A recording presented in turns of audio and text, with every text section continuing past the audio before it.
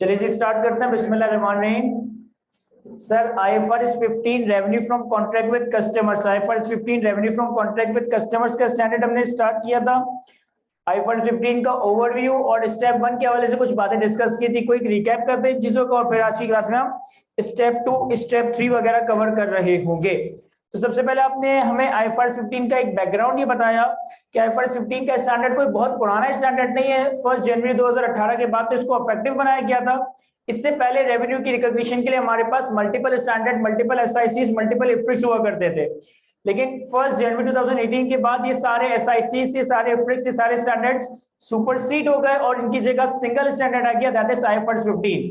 अब कोई भी रेवेन्यू हो, कैसा भी रेवेन्यू हो, वो सारा रेवेन्यू आप अपना IFRS 15 के तहत ही रिकॉर्ड कर रहे होंगे। IFRS 15 का title that is revenue from contract with customers, यानी कि ये ऐसी ट्रांजैक्शन, ऐसे कॉन्ट्रैक्ट से अराइज होने वाले रेवेन्यू की बात करता है जिसमें काउंटर पार्टी कंपनी का कस्टमर है। अगर कंपनी किसी ऐसी काउंटर पार्टी के साथ ट्रांजैक्शन करती है जो कि कंपनी का कस्टमर नहीं है, फॉर एग्जांपल कंपनी किसी ग्रुप की किसी और कंपनी के साथ ट्रांजैक्शन करे, अपने शेयर होल्डर्स के साथ ट्रांजैक्शन करे, तो इस ट्रांजैक्शन को IFRS 15 में नहीं बल्कि रिलेटेड पार्टी के जो स्टैंडर्ड्स है उसके तहत अकाउंट फॉर करेंगे। यहाँ पे ट्रांजैक्शन उस वक्त अकाउंट फॉर होगी जब काउंटर पार्टी कंपनी का कस्टमर हो। फिर IFRS 15 हमें रेवेन्यू रिकॉग्निशन के लिए एक principle based 5 step model provide करता है। Step 1 identify the contract with the customer, step 2 identify the performance obligations, step 3 determine the transaction price, step 4 allocate transaction price to each performance obligation, and step 5 recognize revenue as each performance obligation is satisfied। Customer के साथ arise होने वाले contract के against revenue record करने के लिए हम ये principle based 5 step model follow करेंगे और कॉन्ट्रैक्ट के गुड्स एंड सर्विस के अगेंस्ट रेवेन्यू रिकॉर्ड कर रहे होंगे। लास्ट क्लास में हमने स्टेप 1 डिटेल में कंप्लीटली कवर किया है। एक तो प्रैक्टिस क्वेश्चन स्टेप 1 के मास्टर क्लास में देखेंगे और फिर स्टेप 2 को स्टार्ट कर रहे होंगे। स्टेप 1 था हमारे पास identify the contract with the customer, identify the contract with the customer. Contract की सिंपल सी डेफिनेशन हमने ये देखी थी कि कोई भी एग्रीमेंट जो दो या दो से ज्यादा पार्टीज के दरमियान enforceable rights and obligation create करे, ये एग्रीमेंट कॉन्ट्रैक्ट बन जाता है। कॉन्ट्रैक्ट का रिटन कॉन्ट्रैक्ट होना जरूरी नहीं है। It can be verbal contract, it can be written contract, it can be implied contract. ये डिपेंड करता है कि जिस मार्केट में आप ऑपरेट कर रहे हो वहां के नॉर्म्स, रूल्स, रेगुलेशंस के हिसाब से कॉन्ट्रैक्ट रिटन वर्बल फॉर्म इख्तियार कर सकता है। IFRS 15 ये कहता है कि एग्रीमेंट में कॉन्ट्रैक्ट के कम से कम ये 5 एट्रीब्यूट्स होने चाहिए। एक एग्रीमेंट में कम से कम ये 5 कैरेक्टरिस्टिक्स होंगी तो वो IFRS 15 का कॉन्ट्रैक्ट है और इसके ऊपर आप 5 स्टेप अप्लाई करोगे। Number 1, parties have approved the contract and committed to perform. Number 2, each party right to goods and services have been identified. Number 3, payment terms are established. Number 4, contract has commercial substance. And number 5, it is probable that consideration will be recovered. कम से कम एक agreement में ये 5 attributes का होना लाजिम है तो वो कॉन्ट्रैक्ट का क्राइटेरिया मीट करेगा। फिर इसके बाद स्टेप 2, स्टेप 3, स्टेप 4 और स्टेप 5 फॉलो हो रहा होगा। हमने डिस्कस किया था कि व्हाट इफ एक अरेंजमेंट हो, व्हाट इफ एक ट्रांजैक्शन हो, व्हाट इफ एक एग्रीमेंट हो जिसमें इन 5 एट्रीब्यूट में से कोई एक या एक से ज्यादा एट्रीब्यूट मिस हो जाए, तो फिर हम रेवेन्यू कब रिकॉग्नाइज करेंगे? सिर्फ 2 सिनेरियोस के पूरे होने पे। 2 में से कोई एक सिनेरियो पूरा होगा तो आप रेवेन्यू को रिकॉर्ड कर लोगे। दोनों सिनेरियोस में 3 कंडीशंस थी। पहला scenario, performance obligation has been satisfied, consideration has been received and consideration is non refundable. अगर कॉन्ट्रैक्ट के गुड्स एंड सर्विस कस्टमर को दे दिए, पैसा भी मिल गया और पैसा नॉन रिफंडेबल है, जब ये तीनों बातें पूरी हो रेवेन्यू रिकॉर्ड करते हैं। या फिर contract has been terminated, consideration has been received and consideration is non refundable. या फिर कॉन्ट्रैक्ट टर्मिनेट हो जाए, पैसा मिल जाए और वो पैसा नॉन रिफंडेबल हो, ये 3 बातें पूरी होंगी तो आप अपना रेवेन्यू रिकॉर्ड कर देंगे। एक इंपॉर्टेंट बात मैंने ये बताई थी कि अगर एक एग्रीमेंट में, अगर एक अरेंजमेंट में हर पार्टी के पास ये राइट आ जाए कि वो होली अनपरफॉर्म कॉन्ट्रैक्ट को टर्मिनेट कर सकता है without compensating the other party, तो ये कॉन्ट्रैक्ट कंसिडर नहीं किया जाएगा। फिर हमने स्टेप 1 में पूरे IFRS 15 इवन पूरे FAR 2 के कोर्स का सबसे इंपॉर्टेंट कॉन्सेप्ट डिस्कस किया था, that is called modification of contract.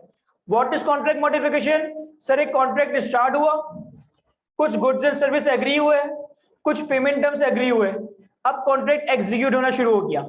Contract के एग्जीक्यूशन फेज में अगर उसकी मॉडिफिकेशन की जाए गुड्स एंड सर्विस को बढ़ा दिया जाए, कम कर दिया जाए, चेंज कर दिया जाए, या फिर पेमेंट को बढ़ा दिया जाए, कम कर दिया जाए या चेंज कर दिया जाए, या ये दोनों ही काम एक साथ हो रहे हो, तो हमारे पास कॉन्ट्रैक्ट मॉडिफिकेशन का कॉन्सेप्ट ट्रिगर हो रहा होगा।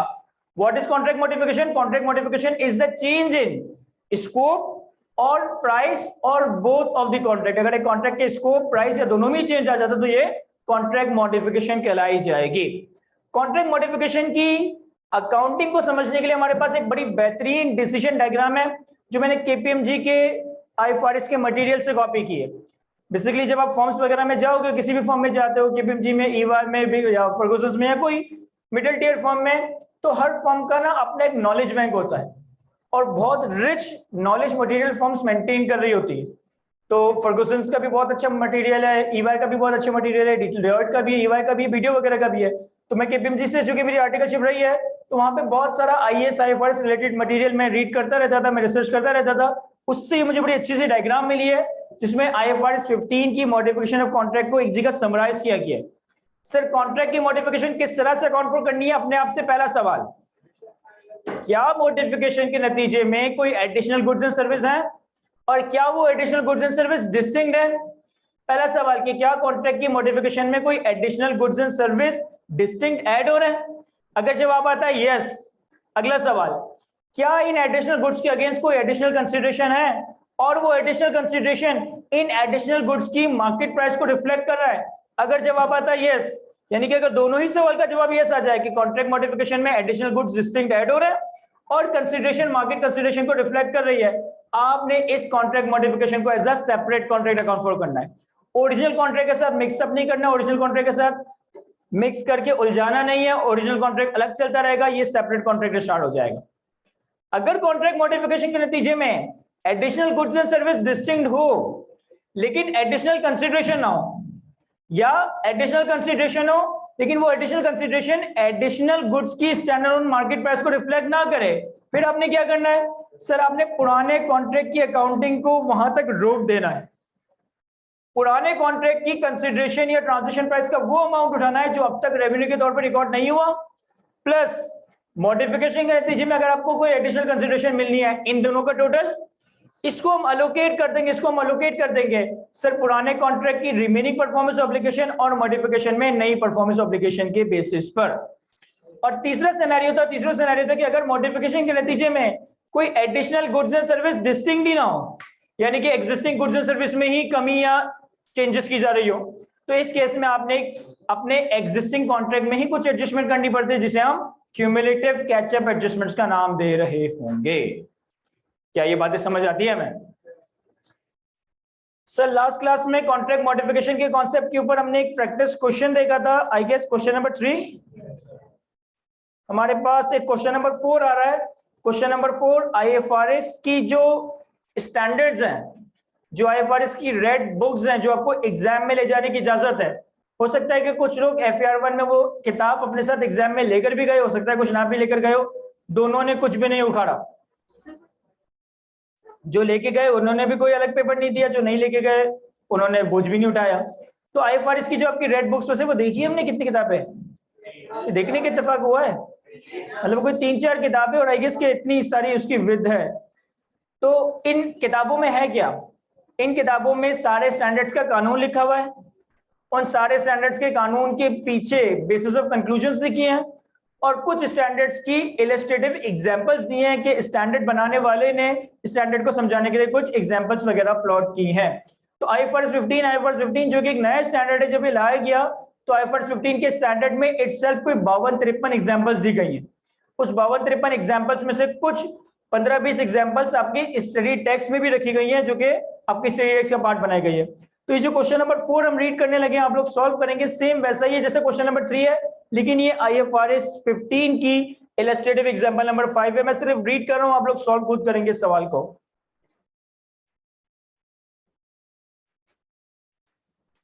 कहता है on 1st January 2018 an entity promises to sell 120 product to a customer for 12,000, that is rupees 100 per product. The product are transferred to the customer over a 6 month. 1st January 2018 पे हमारा एक contract हुआ customer के साथ 120 units देने एक product के 12,000 के, यानी कि एक यूनिट 100 रुपए के हिसाब से, और 6 महीने में हम ये यूनिट देंगे, यानी कि हर महीने मेरे ख्याल है 20-20। कहता है entity transfer control of each product at a point in time. हर महीने जब प्रोडक्ट की डिलीवरी हो रही होगी तो कंट्रोल यानी कि वो गुड्स कस्टमर को ट्रांसफर हो जाएगा। और 31 मार्च 2018 यानी कि 3 महीने के बाद, after the entity has transfer control of 60 product to the customer. 3 महीने के बाद 31 मार्च 2018 पे जब हम 120 यूनिट्स में से 60 यूनिट्स डिलीवर कर चुके हैं, the contract is modified to require the delivery of additional 30 product, a total of 150 identical product to the customer. The additional 30 product were not included in the initial contract. Sir सवाल के facts को समझिएगा। 1 जनवरी 18 पे contract हुआ जिसके तहत हमें 120 units अगले 6 महीनों में डिलीवर करना है। 3 महीने बाद हम 60 यूनिट्स डिलीवर कर चुके हैं, यानी कि ओरिजिनल कॉन्ट्रैक्ट के 60 यूनिट्स रहते हैं। कॉन्ट्रैक्ट मॉडिफाई हुआ और 30 एडिशनल यूनिट्स ऐड हो गए, यानी कि अब इन टोटल कितने यूनिट्स डिलीवर करने हैं? 150। अब हमारे पास दो इंडिपेंडेंट केसेस है, सिनेरियो 1 सिनेरियो 2, ये दोनों अलग अलग हैं।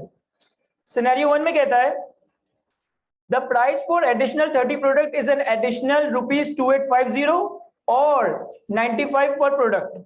The pricing for the additional product reflect the standard selling price of the product at the time of modification and additional product are distinct from the original product. चूंकि ये IFRS की example है, ये आपको मॉडिफिकेशन का concept समझाना चाहती है, तो सिनेरियोज में कंफ्यूज नहीं कर रही। वो खुद चीख चीख कर बता रहा है कि ये जो 30 एडिशनल यूनिट्स हमने दिए ना, उसकी हमने प्राइस एग्री की 2850 इन टोटल या 95 रुपए पर प्रोडक्ट, और ये प्राइस मार्केट प्राइस को भी रिफ्लेक्ट कर रही है और ये यूनिट्स डिस्टिंक्ट यूनिट्स को भी रिफ्लेक्ट कर रहे हैं। तो इस केस में हमें क्या करना है सर? सेपरेट कॉन्ट्रैक्ट के तौर पे कॉन्फो करेंगे। Case B, the price for additional 30 product is 2400 or 80 per product. Case B अलग सिनेरियो है।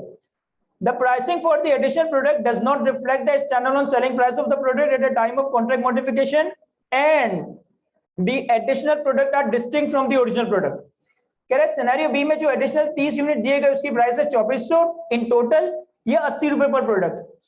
ये प्रोडक्ट तो डिस्टिंक्ट है लेकिन ये प्राइस मार्केट प्राइस को रिफ्लेक्ट नहीं कर रही। However, the customer discovers that the initial 60 product transferred to the customer contain minor defect. The entity promises a partial credit of ₹15 per product to compensate the customer for the quality of the poor product. The entity and the customer agree to incorporate the credit of 900, that is 15 into 60 units, into the price that the entity charges for the additional 30 product. Consequently, the contract modification specifies that the price of additional 30 product is only 1500, that is 50 per product. The price comprises the agreed upon price for the additional 30 product of ₹2400 or 80 per product less the credit of 900. पहले तो कहता है कि जो additional 30 units है ना उसके अगर हमने प्राइस एग्री की है 2400 यानी कि 80 रुपए पर प्रोडक्ट। फिर अगले पैरा में कहता है कि हमने जो पहले 60 डिलीवर किए थे उनमें भी कुछ माइनर डिफेक्ट था, तो माइनर डिफेक्ट की वजह से हमने कस्टमर को कहा कि हम हर प्रोडक्ट के अगेंस्ट आपको 15-15 रुपए रिफंड कर देंगे, यानी कि 900 रुपए रिफंड करेंगे। लेकिन हम आपको रिफंड कैश की फॉर्म में नहीं करेंगे, आप जो हमसे नए 30 यूनिट्स खरीद रहे हो उसी की प्राइस में हम आपको एडजस्टमेंट दे देते हैं। तो जो 30 यूनिट 2400 के थे उसी में अगर 900 की एडजस्टमेंट ली तो हमारे पास अब यूनिट कितने हो गए? 1500 रुपए, यानी कि 50 रुपए पर यूनिट का। तो यानी कि यहाँ पे सिनेरियो 2 में आई गेस एक से ज्यादा मॉडिफिकेशन ट्रिगर हो रही है। Terminate the old contract and create a new contract भी है और क्यूमुलेटिव कैचअप एडजस्टमेंट भी है। How shall the entity account for the contract modification at IFRS 15? जरा सॉल्व करें सर इस सवाल को खुद से। याद है कि सर मैं सॉल्व करवा देता हूं इस सवाल को। सबसे पहले हमारे पास जो हमारा ओरिजिनल कॉन्ट्रैक्ट था,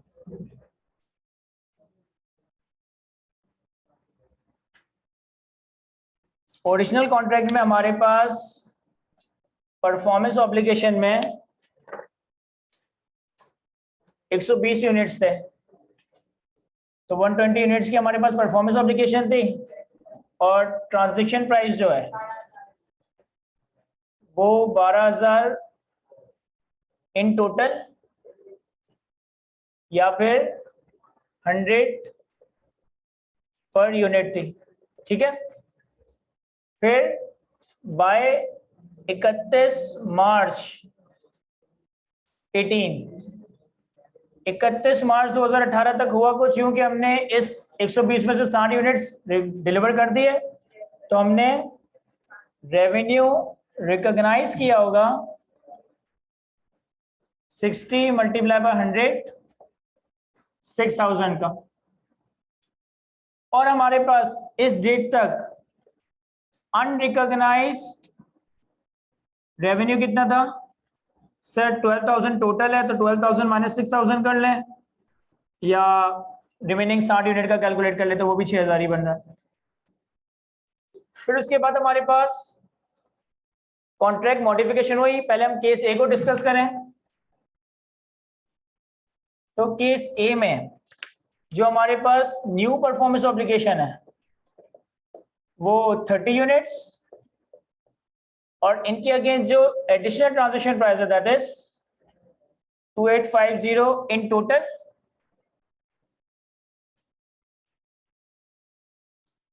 या फिर 95 पर यूनिट। तो चूंकि हमारे पास additional goods and service distinct का क्राइटेरिया भी मीट हो रहा है और मार्केट प्राइस वाला क्राइटेरिया भी मीट हो रहा है, तो इसे तुमने अकाउंट फॉर करना है एज अ सेपरेट कॉन्ट्रैक्ट। अब होगा क्या कि सर जब ये 120 में से 60 तो डिलीवर हो चुके थे, रिमेनिंग 60 डिलीवर होंगे तो 6,000 का रेवेन्यू रिकॉर्ड हो जाएगा, और जब इस 30 में से 30 से जितने भी डिलीवर होंगे तो उसके हिसाब से 95 के हिसाब से रेवेन्यू रिकॉर्ड हो रहा होगा। मैं अज्यूम करूं कि हर महीने 100 डिलीवर हो रहे हैं अगर, तो इसका मतलब है कि बाय 30 सितंबर कितना, या बाय ईयर एंड कर देते चले, तो हमारे पास इन 60 यूनिट्स का रेवेन्यू रिकॉर्ड हो गया। बाकी के जो 60 है उनका भी रेवेन्यू रिकॉर्ड हो जाएगा, और मॉडिफिकेशन में जो एडिशनल 30 है उनका भी रेवेन्यू रिकॉर्ड हो जाएगा। तो कितना रहे 8,850। समझ आ रहे हैं ना? मैं 60 यूनिट जो इस ओरिजिनल कॉन्ट्रैक्ट करेंगे तो उसका 6,000, और ये जो 30 यूनिट्स का एडिशनल था 2,850। तो मेरा ख्याल है सर आपने 100 क्यों लिए प्राइस? क्योंकि ये वाले 60 तो ओरिजिनल कॉन्ट्रैक्ट ही रह गए थे ना, ओरिजिनल कॉन्ट्रैक्ट में 100 की प्राइस थी ना पर यूनिट। मैं ये समझ रहा हूँ कि मैंने 31 मार्च तक 6,000 तो रिकॉर्ड कर लिया था ना, तो उसके बाद मॉडिफिकेशन के बाद एडिशनल ये टोटल रेवेन्यू ऑब्वियसली ये 6,000 भी आएगा और ये भी आ रहा होगा। समझ आ रहा है ना हमें? और अगर हम सिनेरियो 2 की बात करें तो सिनेरियो 2 में इटसेल्फ 2 सिनेरियोज हैं। एक तो जो ओरिजिनल 60 यूनिट्स दिए जिसमें खराबी निकली उसमें 1,500 रुपए का रिफंड, सॉरी 15 रुपए के हिसाब से रिफंड, और नए 30 यूनिट्स 2,400 रुपए की प्राइस, यानी कि मेरे ख्याल है 80 रुपए पर यूनिट की प्राइस।